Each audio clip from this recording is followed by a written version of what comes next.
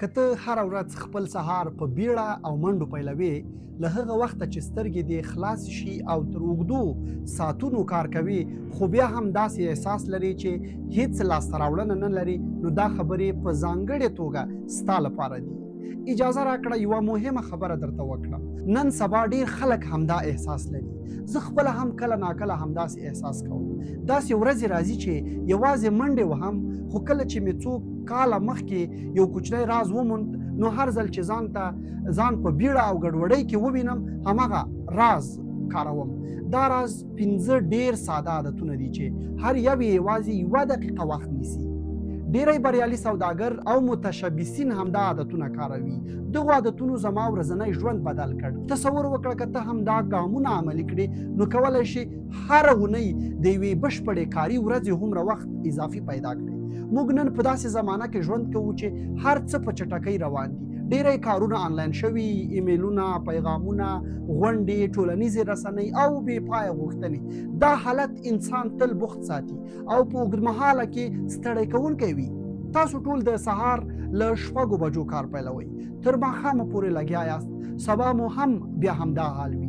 زما په نظر ستونزه په ډیر کار کې نه ده، بلکې په دې کې ده چې فکر بدل کړئ او ومنئ چې بوخت پاتې کېدل د بریا معنا نه لري. اصل دا دی چې هوښیار کار وکړي، نه دا چې یوازې ډیر کار وکړي.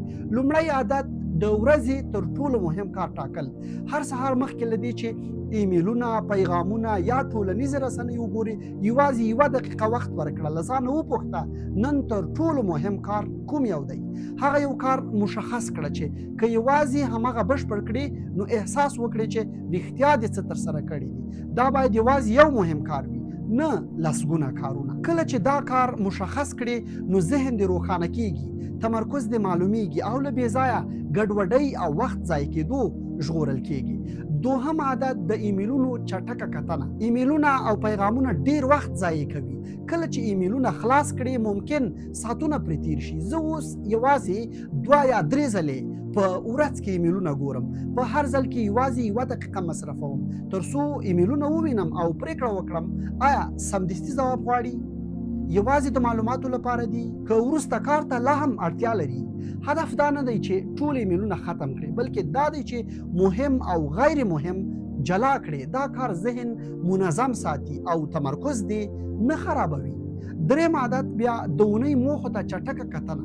هره جمعه د ورځې په پای کې یوازې 1 دقیقه خپلو اونیزو موخو ته ځانګړې کړه. وګوره څه دې ترسره کړل، کوم کارونه پاتې دي، آیا لا هم په سم مسیر روانې. دا عادت تا له خپلو لویو هدفونو سره تړلی ساتي او اجازه نه درکوي چې په ورځنیو کوچنیو کارونو کې ورک شي. څلورم عادت د راتلونکي ګام پلان. کله کله لوی کارونه او پروژې دومره ترې ښکاري چې انسان یې ځنډوي. د حل لاره دا ده چې یوازې د راتلونکي کوچني ګام په اړه فکر وکړي.